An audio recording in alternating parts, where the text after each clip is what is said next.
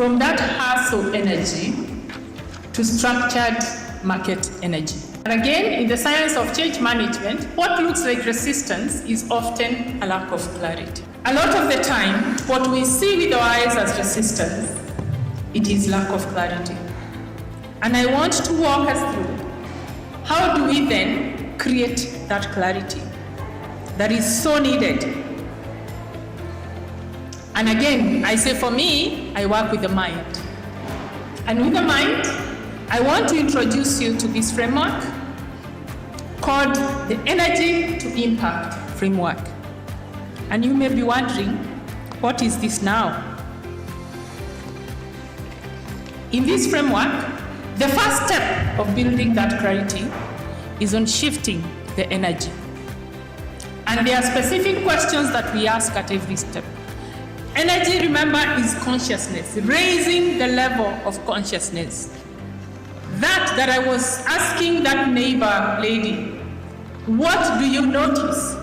But her level of consciousness was not there. She couldn't see someone creating the same problems he's trying to solve. That is what I mean. And the second level in that framework is meaning. And meaning is when we start to align the message with the values that people come with. It is when we start to drive direction, because we are communicating so clearly that what I am saying, you do not need to ask questions. You do not need to think why, because direction is there.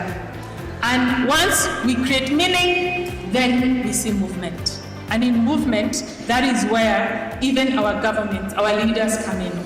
Because what we do here, we simplify processes.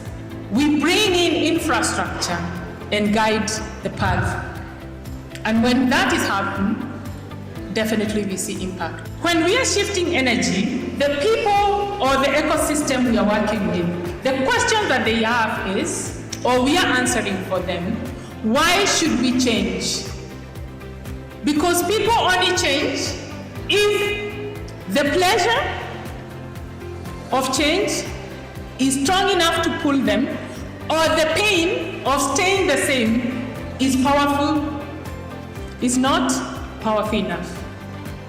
So they will change if the pain is too painful, then I want to do something. So they are either motivated by pleasure or pain.